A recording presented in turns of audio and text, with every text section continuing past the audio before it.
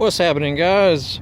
Since it's a change of season here, we're in mid-October in Atlanta, Georgia, where it's finally gotten cooler after summer. And if you have one of these older cars that is carbureted, it's most likely that you need to at least make some adjustments to your fuel. I call these fuel screws because I ride four-stroke motocross bikes too, and they have a fuel screw that is similar as far as what these screws adjust fuel flow inside.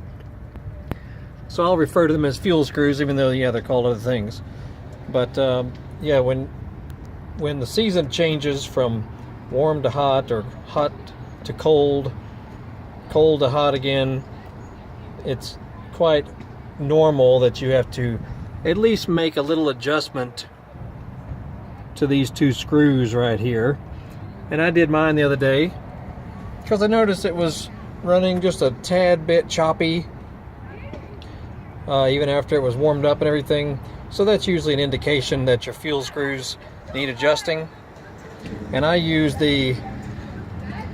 my vacuum gauge attached to this port right here that I usually have blocked off, but I plug my vacuum gauge into that, and then I use my portable tachometer, which will be plugged in underneath a distributor where this green wire usually is.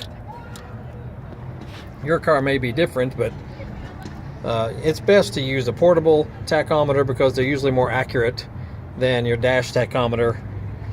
And sure, you can do this by ear as well, but if you really want to get it dialed in just right, using those gauges make a pretty big make it easier to do these adjustments, get them spot on.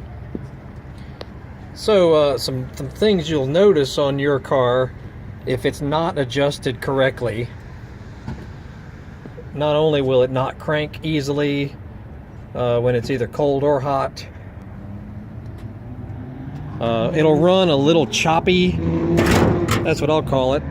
If you see vibration in the hood after the car is warmed up, of course, if you see vibration when it's running, that usually tells you that the carburetor is not adjusted quite right, unless you've got some sort of crazy cam work done to it. And if your car doesn't fire right off when it's warmed up as well, like that, that'll also tell you that your carburetor is not set up right. But if you notice, looking right there in the reflection of the hood, take a close look there. No vibration whatsoever. But if your car is, if you're seeing some vibration in the hood, that makes it pretty simple to know that your jetting is off. Sure, when you're revving it, it's going to have a little bit, but once it's at idle, and even when you're driving down the road on a nice smooth paved road, if you see any vibration in the hood, that typically means hopefully just your fuel screw settings are a little bit off. I only had to adjust mine very slightly. But just look at those two things. And I also do not touch the throttle after the car is warmed up when I crank it up. If you touch the throttle, it'll probably stumble the crank. The only time I give it any gas is one time, press it all the way to the floor to set the choke when it's cold. Then I keep my foot off the throttle, crank it up, let it warm up a couple of moments, blip the throttle to shut off the choke.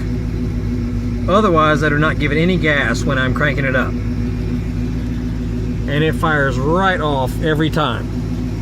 So, those are some tips. I know many of you probably already know this stuff, but it should fire that quickly when it's set up right.